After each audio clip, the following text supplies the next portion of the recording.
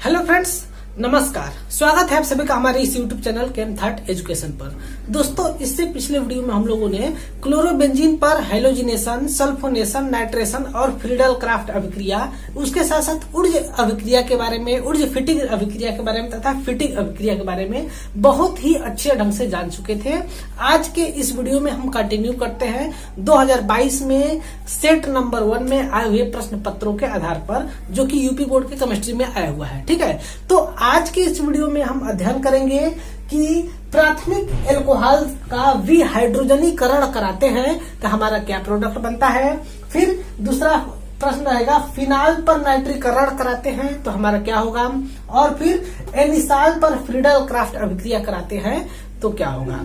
अगर हम इसको इंग्लिश में कहें, इंग्लिश के स्टूडेंट के लिए, कि प्राइमरी एल्कोहल पर हमको क्या कराना होगा, डिहाइड्रोजिनेशन। याद रखिएगा, डिहाइड्रेशन नहीं, डिहाइड्रोजिनेशन कराना है। ठीक है, प्राइमरी एल्कोहल पर अगर हम डिहाइड्रोजिनेशन कराते हैं तो हमारा क्या प्रोडक्ट बनता है। उसके साथ साथ फिनाल पर हम नाइट्रेशन कराते हैं तो क्या प्रोडक्ट बनता है। उसके साथ साथ अगर हम एनिसाल यानी कि मेथॉक्सी फिनाल पर, बेंजीन मेथॉक्सी पर अगर हम कराएं फ्रीडल क्राफ्ट रिएक्शन तो हमारा क्या प्रोडक्ट बनेगा। ठीक है, इसके बारे में हमको आज के इस वीडियो में जानना है। तो चलिए बिना किसी देरी किए शुरू करते हैं। ठीक है, तो देखिए, सबसे पहला हमारे पास रिएक्शन हम देखेंगे कि प्राथमिक एल्कोहल का हम क्या करने जा रहे हैं। प्राथमिक एल्कोहल पर हम लोग करने जा रहे हैं विहाइड्रोजनीकरण यानी कि डिहाइड्रोजिनेशन।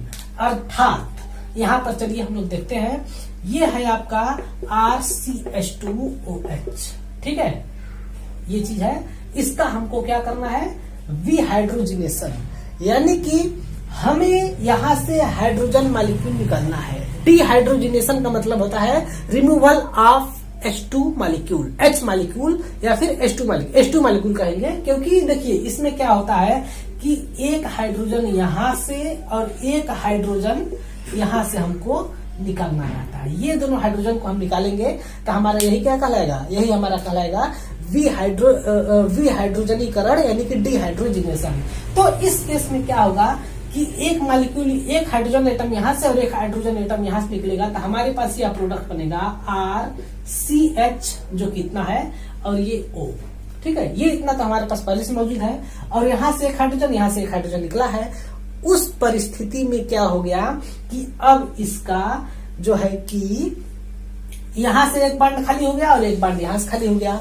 उस केस में यहां पर हो जाएगा डबल बॉन्ड। ठीक है, यानी कि यह मॉलिक्यूल हमारा क्या बन गया, यह मॉलिक्यूल हमारा बन गया आपका एल्डिहाइड RC⋅OH। ठीक है, यह हमारा मॉलिक्यूल बन गया। यह रिएक्शन होता किस परिस्थिति में है, उस परिस्थिति को हम लोग देखते हैं। देखिए, यह रिएक्शन होता है कॉपर ट्यूब में। अगर हम एल्कोहल को किसी कॉपर के ट्यूब से पास करें at 300 degree Celsius, 300 degree Celsius ताप पर एल्कोहल को हम किसी कॉपर ट्यूब से पास करेंगे तो हमें क्या प्राप्त हो जाएगा, हमें एल्डिहाइड प्राप्त हो जाएगा। ठीक है, यह है क्या हमारा पहला रिएक्शन। इसमें क्या होता है, एल्कोहल को अगर हम कॉपर ट्यूब से पास करते हैं तो हमारा एल्डिहाइड प्राप्त होता है। ठीक है, इस चीज को आप लोग ध्यान में रखिएगा। कौन सा एल्कोहल, प्राइमरी एल्कोहल। अगर इसके जगह पर हम सेकेंडरी एल्कोहल ले लें, RCHOH, CH3 और CH3। ठीक है, इस केस में अगर हम लोग देखें तो हमें क्या प्राप्त हो जाएगा। इस केस में अगर हम कॉपर ट्यूब से 300 डिग्री सेल्सियस ताप पर इसको पास करें तो यहां से एक हाइड्रोजन और एक यहां से हाइड्रोजन निकलेगा, और क्या बन जाएगा, ये हमारा बनेगा कीटोन। पिछले साल आया था प्राइमरी एल्कोहल पर, तो इस साल आ सकता है सेकेंडरी एल्कोहल का विहाइड्रोजनीकरण। ठीक है, इस बात को आप सभी लोग ध्यान में रखेंगे। ठीक, अब अगर हम बात करें टर्शियरी एल्कोहल का, CH3 और CH3। ठीक, यह है आपका टर्शियरी एल्कोहल। अगर इसको हम कॉपर ट्यूब से पास करते हैं तो यह विहाइड्रोजनीकरण अभिक्रिया नहीं दिखाता है। आप सभी लोग ध्यान में रखिएगा कि डिहाइड्रोजनेशन रिएक्शन 3 डिग्री एल्कोहल नहीं दिखाएगा। ठीक है, अगर एग्जाम में आता है तो यह आएगा डिहाइड्रेशन करके। ठीक है, यह अभिक्रिया जो है डिहाइड्रेशन दिखाता है। उस केस में यहां से एक हाइड्रोजन और यहां से एक OH मॉलिक्यूल यानी कि वाटर मॉलिक्यूल निकलता है और हमें प्राप्त हो जाता है CH3 CH3 और फिर डबल बॉन्ड CH2, हमें एल्कीन प्राप्त हो जाता है, 2 मेथिल प्रोपीन हमें प्राप्त हो जाता है। ये हमारा क्या हो जाता है, ये हमारा प्रोडक्ट बनता है। हालांकि एग्जाम में आपको पूछा है बस प्राथमिक एल्कोहल का विहाइड्रोजनीकरण, लेकिन हमने आपको तीनों का बता दिया, सेकेंडरी का भी, टर्सरी का भी। ठीक है, अब देखिए एक चीज और आता है इससे रिलेटेड, जहां पर लड़के अधिकांशतः कंफ्यूज हो जाते हैं कि वहां पर देता है आपका विहाइड्रोजिनेशन को इंग्लिश में कहते हैं डिहाइड्रोजिनेशन।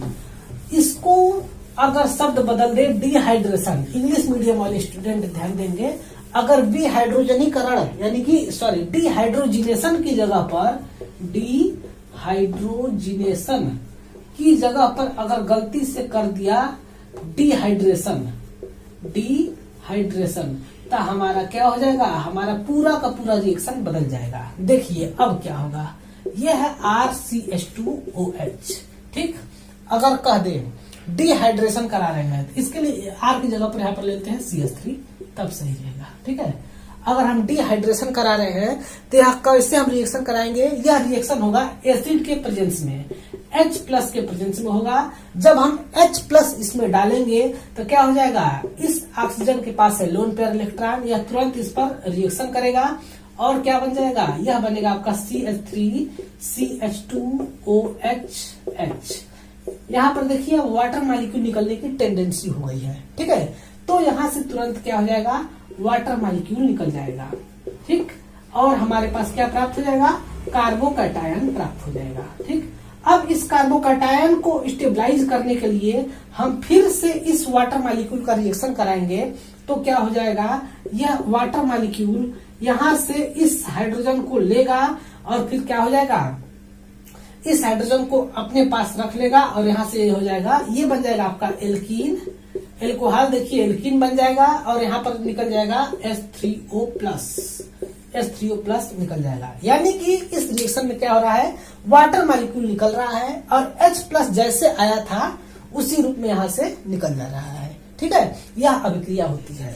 ये चीज हमने आपको बता दिया, एल्कोहल का हाइड्रोजिनेशन और फिर हाइड्रेशन, दोनों रिएक्शन के बारे में हमने आपको बता दिया है। ठीक, हाइड्रेशन नहीं मतलब डिहाइड्रेशन, इसके बारे में बता दिया। अब चलिए हम चलते हैं फिनाल के नाइट्रीकरण अभिक्रिया के बारे में, देखते हैं कि क्या होता है। ठीक, देखिए जब फिनाल पर अगर हम अभिक्रिया करा दे, किसका, जब फिनाल पर हम अभिक्रिया करा देते हैं कांक HNO3 से सांद्र नाइट्रिक अम्ल के साथ, तो हमारा क्या हो जाता है, हमारा आर्थो और पैरा पोजीशन पर क्या हो जाता है, नाइट्रो ग्रुप लग जाता है OH, और यहाँ पर जब अभिक्रिया कराते हैं कांक HNO3 के साथ तो क्या हो जाता है, फिनाल का ये पोजीशन क्या है, आर्थो पोजीशन, तो यहां पर लग जाएगा क्या, NO2, और फिनाल का चौथे नंबर का पोजीशन यानी कि ये वाला पोजीशन क्या है, ये वाला पोजीशन है पैरा पोजीशन, तो यहां पर लग जाएगा क्या, NO2। यह अभिक्रिया बस इतना होता है। ठीक है, लेकिन यही तक नहीं होता है, अभी और आगे होता है। यह अभिक्रिया कब होगा, कमरे के ताप पर होगा, रूम टेम्परेचर यानी कि 25 डिग्री सेल्सियस ताप पर। जब हम इस अभिक्रिया को कराएंगे तब क्या होगा, फिनाल पर आर्थो और पैरा प्रोडक्ट बनेगा, आर्थो और पैरा नाइट्रोफिनाल बनता है इसमें। ठीक है, यह अभिक्रिया क्या है, इलेक्ट्रॉन्स में ही प्रतिस्थापन अभिक्रिया यानी कि इलेक्ट्रोफिलिक सब्स्टिट्यूशन रिएक्शन है। इसमें NO2 इलेक्ट्रोफाइल आता है और यहाँ से हाइड्रोजन को रिमूव करके और NO2 लग जाता है। इसके मैकेनिज्म के बारे में हमने बहुत सारे वीडियोज में बताए हैं, तो वहां से आप जाकर के उसको देख सकते हैं। ठीक, यह खेल अभी खत्म नहीं हुआ, पिक्चर अभी बाकी है। यह तब बनता है जब हम इसको 25 डिग्री सेल्सियस ताप पर लेते हैं। जब 25 डिग्री सेल्सियस ताप पर लेते हैं तो हमारा आर्थो और पैरा नाइट्रोफिनाल बनता है। लेकिन अगर हम एक और मॉलिक्यूल नाइट्रिक अम्ल का ले लें और ताप को हम बढ़ा दें, ठीक है, देखिए अगर हम एक मॉलिक्यूल और ले लें किसका, सांद्र नाइट्रिक अम्ल का, और हम ताप कर देते हैं 60 से 70 डिग्री सेल्सियस तक। ठीक, तब क्या होगा, एक का मतलब कि एक इसके लिए और एक इसके लिए लिए है।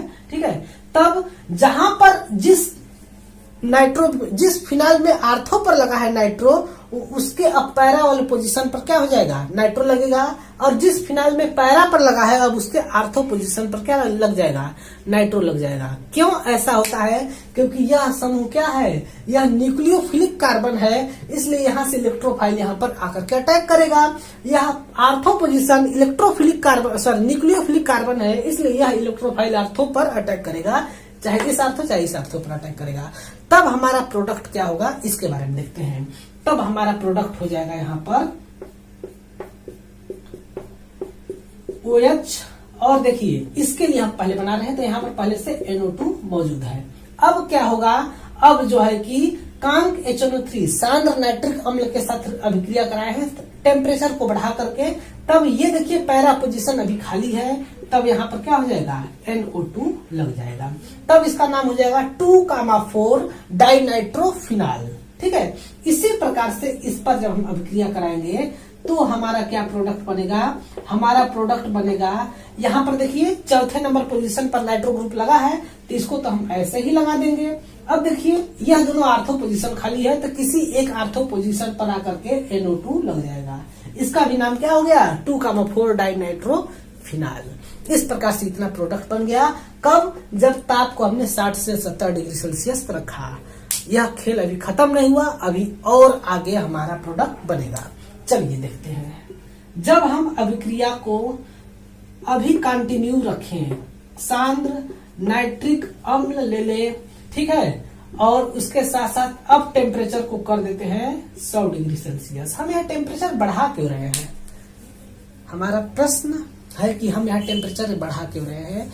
तो इसका सीधा साधा आंसर है कि यहाँ पर देखिए क्या है, लोन पेयर इलेक्ट्रॉन अपना इस बेंजीन रिंग के अंदर डीलोकलाइज कर रहा है। ठीक है, यह लोन पेयर इलेक्ट्रॉन इस बेंजीन रिंग के अंदर डीलोकलाइज कर रहा है, तो यहाँ पर NO2 समूह आर्थो और पैरा पर यहाँ अटैक किया।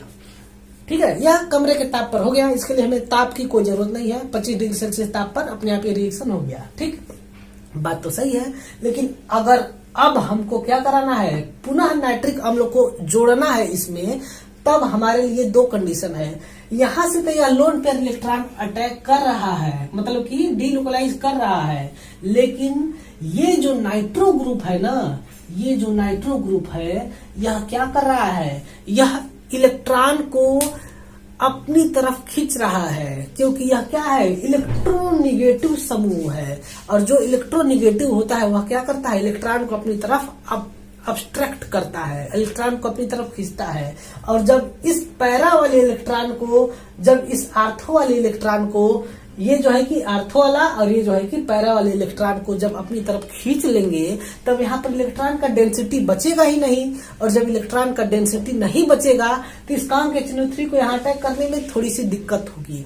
उसी दिक्कत को कम करने के लिए हम यहाँ पर टेम्परेचर बढ़ा रहे हैं। और जब यहाँ पर हम टेम्परेचर बढ़ा रहे हैं तो यह इलेक्ट्रॉन क्या हो जाएगा, एक्टिव हो जाएगा। यह कितना भी खींचे लेकिन फिर भी कम से कम उतना तो माइनस चार्ज इस पैरा और इस आर्थो पर जनरेट हो ही जाएगा, जिसके चलते क्या हो जाए कि दूसरा वाला कांक HNO3 आकर के यहाँ पर अटैक कर जाए। ठीक है, इसलिए यहाँ पर हो गया। अब देखिए इसमें भी वही कंडीशन है, यहाँ पर तो लोन पेयर इलेक्ट्रॉन अपना दे रहा है, फिनाल जो है कि फिनाल में का एल्कोहल तो अपना लोन पेयर इलेक्ट्रॉन दे रहा है, लेकिन यहाँ पर NO2 ग्रुप ये और ये दोनों मिलकर के खींच रहे हैं, अब्स्ट्रक्ट कर रहे हैं, क्योंकि यह क्या है, इलेक्ट्रोनिगेटिव एटम है। EN का मतलब होता है इलेक्ट्रोनिगेटिव एटम है। अब यहाँ पर देखिए एक ही लोग खींच रहे थे इन दोनों में, लेकिन यहाँ पर दो लोग खींच रहे हैं, इसलिए हमें टेम्परेचर को और ज्यादा बढ़ाना पड़ेगा। और हमने इसको बढ़ा करके क्या कर दिया, हमने इसको बढ़ा करके 100 डिग्री सेल्सियस कर दिया। अब इस पर हमने 100 डिग्री सेल्सियस पर इन दोनों में से, ये दोनों देखिए एक ही मॉलिक्यूल है, तो किसी एक पर हमने रिएक्शन करा दिया कांक HNO3 के साथ। तो हमारे पास तो ये तो पहले से ही मौजूद था, अब यहाँ पर एक ठो और NO2 लग जाएगा। ठीक है, ये हो गया आपका क्या चीज, इसका नाम हो जाएगा 2,4,6 ट्राई नाइट्रो और फिनाल। 2,4,6 tri nitro phenol. इसका एक और नाम है, वह है आपका पिक्रिक एसिड। पिक्रिक एसिड, ठीक है, इसका एक और नाम है। यह बहुत बार एग्जाम में पूछता है कि वह एसिड बताइए जिसमें कि क्या हो COOH समूह नहीं है। कार्बनिक यौगिक का यह बहुत ही महत्वपूर्ण ये एसिड है जिसके के अंदर देखिए COOH समूह नहीं है, लेकिन फिर भी क्या है, एसिडिक इन नेचर है। हालांकि फिनाइल जो है कि एसिडिक इन नेचर अम्लीय प्रकृति का होता है, लेकिन यह क्या है, स्ट्रांग एसिड है, प्रबल अम्ल है। ऐसा क्यों है? क्योंकि देखिए यहाँ पर एक नहीं, दो नहीं, तीन NO2 ग्रुप यानी कि तीन इलेक्ट्रॉन विथ ड्राइंग ग्रुप यानी कि तीन इलेक्ट्रोनेगेटिव ग्रुप लगे हैं। और यह तीनों इलेक्ट्रोनेगेटिव ग्रुप क्या करेंगे, इसके इलेक्ट्रॉन को अपनी तरफ खींच लेंगे। और जैसे इलेक्ट्रॉन को अपनी तरफ खींचेंगे तो यह OH बांड का टूटना आसान हो जाएगा। और जैसे यह OH बांड टूटना जितना जितना आसान होता चला जाएगा, उतना उतना यह क्या होगा, अम्लीय प्रकृति शो करने लगेगा। ठीक है, ये चीज होता है इसकी सब कहानियां। तो देखिए, अगर आपसे आएगा कि फिनाइल पर नाइट्रिकरण के बारे में बताइए, तो आप जो है कि इसमें 2 स्टेप लिखेंगे। पहला स्टेप लिखेंगे जब फिनाइल पर काम HNO3 सांद्र नाइट्रिक अम्ल पर 25 डिग्री सेल्सियस ताप के साथ गर्म किया जाता है, तो हमारा आर्थो नाइट्रोफिनाइल और पैरा नाइट्रोफिनाइल बनता है। ठीक, ये लिख करके आप इस अभिक्रिया को दिखा देंगे। इसके बाद क्या करेंगे कि फिनाइल पर अगर हम सांद्र HNO3 के 3 मॉलिक्यूल का अभिक्रिया कराएं और हम टेम्परेचर को लगातार हर स्टेप में बढ़ाते रहें, तो हमारा पिक्रिक अम्ल तक प्राप्त होता है। तब फिर इतना लिख करके फिर नीचे आप रिएक्शन दिखाएंगे कि फिनाइल पर काम के HNO3 के साथ अभिक्रिया कराएं तो आर्थो और पैरा क्रमशः नाइट्रोफिनाइल प्राप्त हुए। अब इस पर 60 से 70 डिग्री सेल्सियस पर फिर से काम के HNO3 के साथ अभिक्रिया कराएं तो 2,4 डाई नाइट्रोफिनाइल प्राप्त हुआ। अब इसी अभिक्रिया में हमने जब 100 डिग्री सेल्सियस कर दिया और सांद्र नाइट्रिक अम्ल लेंगे तो हमें 2,4,6 ट्राई नाइट्रोफिनाइल प्राप्त हो जाएगा। ठीक, यह क्वेश्चन आया है आपका 2 नंबर का। जो पीछे बताया है वो भी क्वेश्चन आया है 2 नंबर का। अब एक और क्वेश्चन है जो कि 2 नंबर में आया है, इसके बारे में हम लोग देखते हैं। इसका आप नंबर मत देखिए, 2 नंबर में आया, 4 नंबर में आया, एग्जाम में आया है, यह इम्पोर्टेंट है। ठीक है, कितने नंबर का है ये इम्पोर्टेंट नहीं है, एग्जाम में आया है, यह इम्पोर्टेंट है। और जब एग्जाम और बोर्ड का तो आप लोग लक्षण जानते ही हैं कि बोर्ड के एग्जाम में जो एक बार क्वेश्चन आ गया वह कई बार रिपीट कर सकता है। ठीक है, तो चलिए उसको भी देख लेते हैं कि क्या होता है। बहुत ही महत्वपूर्ण वो भी अभिक्रिया है। क्या था, देखिए हम भूल गए, एक बार आप याद दिलाइए कमेंट करके। वह अभिक्रिया था कि एनिसाल पर हम क्या करेंगे, एनिसाल पर हम लोग फ्रीडल क्राफ्ट अभिक्रिया करेंगे। ठीक है, तो देखिए अगर आपको मॉलिक्यूल का नाम से फार्मूला याद कर तैयार है, मालूम है, तो आप जो है कि आसानी से कर लेंगे, नहीं तो फिर यह अभिक्रिया आपके लिए बहुत ही कठिन हो जाएगा। देखिए एनिसाल नाम है, यह क्या है, साधारण नाम है। अगर हम इसका आईपीसी नाम की बात करें तो इसका आईपीसी नाम होता है उसका आईपीसी नाम होता है मेथॉक्सीबेंजीन। मेथॉक्सीबेंजीन नाम याद है तो बस अभिक्रिया हो गया, इसमें कुछ करना ही नहीं है। ठीक है, देखिए क्योंकि आप सभी लोग इलेक्ट्रॉन से नहीं प्रतिस्थापन अभिक्रिया तो पढ़े ही होंगे। ठीक है, ये देखिए OCH3 बेंजीन है, बेंजीन में लग गया OCH3 यानी कि यह क्या है, एक तो ईथर ही तो है। इसका नाम है मेथॉक्सीबेंजीन और इसी को एग्जाम में क्या नाम से पूछा है, इसी को एग्जाम में नाम से पूछा है एनिसॉल। अगर एनिसॉल नाम आपको मालूम है कि एनिसॉल का नाम क्या होता है तो ये अभिक्रिया कर लेंगे, नहीं तो आपको 2 नंबर चला जाएगा। बहुत ही सिंपल अभिक्रिया है। देखिए फ्रीडल क्राफ्ट अभिक्रिया आप लोग जानते होंगे। फ्रीडल क्राफ्ट अभिक्रिया 2 प्रकार की होती है, हम एक ही में लिख देते हैं, यहाँ पे ज्यादा विस्तार करने की जरूरत नहीं, इसको नीचे लिखते हैं और वहीं पर लिख देते हैं। देखिए ये है आपका अभिक्रिया, यह है आपका मतलब कि बेंजीन रिंग। फ्रीडल क्राफ्ट अभिक्रिया 2 प्रकार का होता है, एक होता है एल्काइलेशन और दूसरा होता है एसाइलेशन। एल्काइलेशन और दूसरा एसाइलेशन, सारी दुनिया मतलब सभी लोग जानते होंगे जो केमिस्ट्री पढ़ते हैं। ठीक है, अब देखिए अब इसमें होता क्या है कि जब एल्किल हाइलाइड पर AlCl3 के साथ यानी कि निर्जल एल्यूमिनियम क्लोराइड एनहाइड्रस AlCl3 के साथ रिएक्शन कराते हैं तो हमारा R समूह कहाँ लगता है, R समूह आर्थो और पैरा पर क्रमशः लगते हैं। ठीक है, और एसाइलेशन में क्या होता है कि जब हम एसिल हाइलाइड पर एनहाइड्रस AlCl3 के साथ अभिक्रिया कराते हैं तो आर्थो और पैरा पोजीशन पर एसिल ग्रुप लगता है। ठीक है, जैसे कि देखते हैं जब Rx, X का मतलब हाइड्रोजन है, X बराबर क्या है यहाँ पर Cl हो गया, Br हो गया, ये सब चीजें हैं, ठीक है। पर हम एनहाइड्रस का मतलब होता है निर्जल AlCl3 के साथ अभिक्रिया कराएंगे, तब हमारे पास आर्थो और पैरा एल्किल एनिसाल प्राप्त हो जाएगा। OCH3 है यहाँ पर R, और फिर एनिसाल पर हम क्या करेंगे, पैरा पोजीशन पर लगा देंगे R। ये हमारे पास प्रोडक्ट प्राप्त हो जाता है। देखिए इसके हम लोग थोड़ा सा एग्जाम्पल देख लेते हैं। जब CH3Cl का अभिक्रिया कराते हैं निर्जल AlCl3 के साथ, हम हिंदी इंग्लिश दोनों बोल रहे हैं, इंग्लिश में लिख रहे हैं, हिंदी में बोल रहे हैं, ठीक है, ताकि आप दो लोग के लिए काम आ जाए। तब इसमें क्या प्रोडक्ट बनता है, इसमें आपका प्रोडक्ट बनेगा, प्रोडक्ट में बस वही होगा कि CH3 पोजीशन, मतलब कि आर्थो और पैरा पर क्या हो जाएगा, CH3 ग्रुप लग जाएगा, ठीक है, ये चीज हो गया। इसके साथ साथ -HCl हाइड्रोक्लोरिक अम्ल निकलेगा।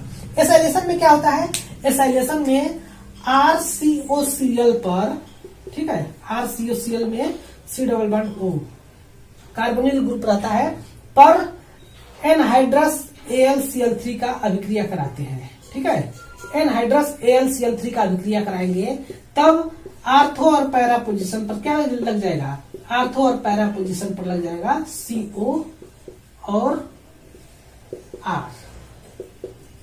ठीक है। इस प्रकार से यह अभिक्रिया होती है।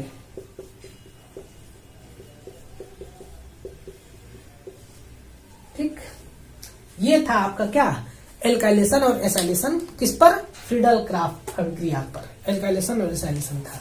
उम्मीद करते हैं ये सब अभिक्रिया आपको समझ में आ गई होगी। देखिए यहाँ पर R रहेगा, यहाँ पर क्या रहेगा, R रहेगा।